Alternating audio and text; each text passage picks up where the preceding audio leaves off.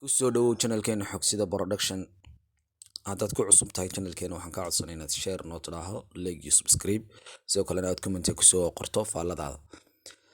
sidoo kalena haddii aad ku cusub tahay channelka waxaan kaa codsanay inaad pagekeena Facebook xogsida production aad soo saarto like iyo sidoo kalena follow. intaa kadib maanta waxaan ka hadli doonaa mobilka cusub ee Tesla. mobilkan cusub ah mobil la qorsheynayo inuu dunida soo galo ama saaxadda caalamka uu kusoo biiro November 2022 oo ah sanadkan ku jirno bishiisa 11aad. mobilka Tesla wuxuu meesha ka saari doonaa mobiladii hore aan isticmaali jirnay Samsung iyo mobilkan kale iPhone-ka. Tesla waxaa maalgelinaya oo leh maalqabeenka weyn ee Elon Musk. sidoo kale Elon Musk waa maalqabeen weyn oo ka mid ah maalqabeennada caalamka, sidoo kalena ninka ugu hantida badan leh gudaha nimanka caalamka. wuxuuna leeyahay shirkadda kale ee la yiraahdo baabuurta korontada ku shaqeeya soo saartay ee la yiraahdo Tesla, iyo cirbixiyanada ama shirkadda kale ee ka shaqeysa waxyaabaha helicopterada iyo diyaaradaha iyo waxyaabaha kala la halmaale ee space iyo ku saabsan dayax gacmeedyada ee loo yaqaano SpaceX. sidoo kale mobilkan Tesla wuxuu leeyahay mobilada kale iPhone-ka oo xig kama duwana xagga dhararka iyo leekaanta, weli waxay isu dhow yihiin sida la sheegay mobilka iPhone 12. intaa markaan ka soo tagno mobilkan Tesla wuxuu leeyahay 4 kameradood buu leeyahay. 4tiisa kameradood waa 4 kameradood kala duwan. waxaa laga yaabaa sida xoguhu sheegayaan hordhaca in kamaradiisa labadiisa kameradood horena aad wax ku duubaya ta labaadee dambana aad sawir ku qaado, oo waxayna tusaysaa in labadiisa kameradood ay kala duwan yihiin oo mobilku dhowr qaab u shaqeyn karayo, hal marna aad dhowr wax u isticmaali karto. sidoo kale mobilkani waxaad ka maarmaysaa inaad xadhig charger soo qaadato ama aad mobil dabka uu ka dhaco. haddii aad joogto meel qorrax leh, qorraxda ayaad u jeedinaysaa, sidoo kale qorraxda ayuu ka qaadanayaa dabka, iyadoo uu leeyahay xadhkihii ama wire leeyahay dabka, laakiin haddana wuxuu qaadanayaa mararka qaar waxaad ku dabaysan kartaa qorraxda, oo qorraxda ayuu ka qaadanayaa dabka. intaa haddaan kaga soo tagno dabkiisa, mobilkan waxa uu sidoo kale leeyahay storage-ka u badnaa ee mobil yeesho. mobiladeen hore GB iyo MB iyo qaarkoodna 120 GB iyo 230 GB 460 GB ku iibsan jirnay. mobilkani GB waa dhaafay, wuxuu leeyahay TB wax loo yaqaano.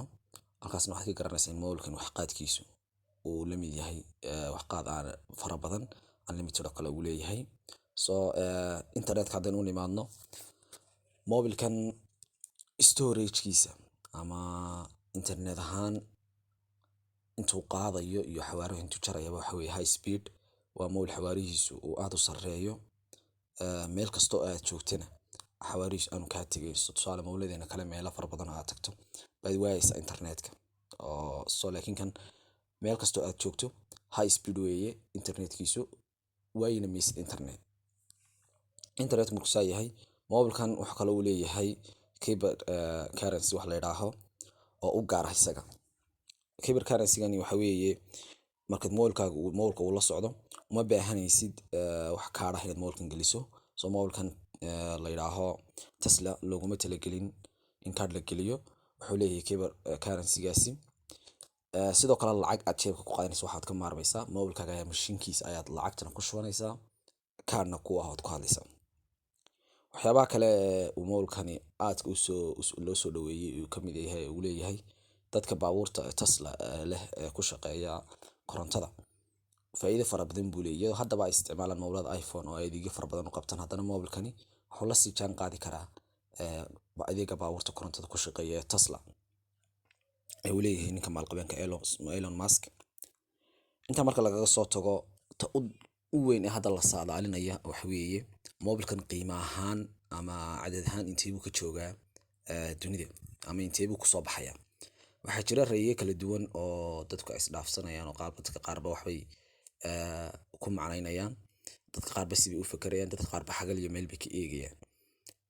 laakiin qiimaha ugu fara badan ama labada qiimo ugu fara badan ee hadda la saadaalinayo inuu mobilkan kusoo bixi doono, kow waxaa ka dadka qaar ay ku saadaalinayaan inuu kusoo bixi doono 800 ilaa 1400.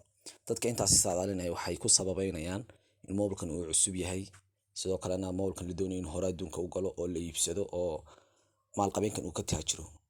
So waxay leeyihiin si mobilkan uu adduunka hore ugu galo oo loo iibsado waa inuu kusoo baxaa cadad u dhexeeya 800 ilaa 1400.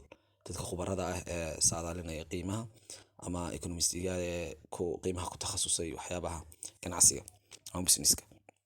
dadka labaad ee iyaguna dowladda labaad ee xoogga weyn waxay sheegaysaa inuu kusoo bixi doono lacag u dhaxaysa 2400 ilaa 4000 soo dadkii oo dollar. iyaguna dadka caynkan sheegaya dhaqaaliyahanada waxay sheegayaan in ninkan uu doonayo wax uu ka faa'iido, maadaama nin maalqabeen yahay intaasoo shirkadooda leeyahay uu doonayo inuu faa'iido. hadduu doonayo inuu faa'iidana inuu qiimo fara badan ku soo saaro. marka dadkaasina iyaguna waxay sheegayaan in uu sidaasi uu rabo ninkaasi. isku soo wada duubo mobilkan wuxuu soo bixi doonaa sanadkan ayaan ku jirno 2022 gaar ahaan bishiisa November ilaa December. so u diyaar garow insha Allah in mobilkan iibsato si aad waxyaabo fara badan uga maaranto.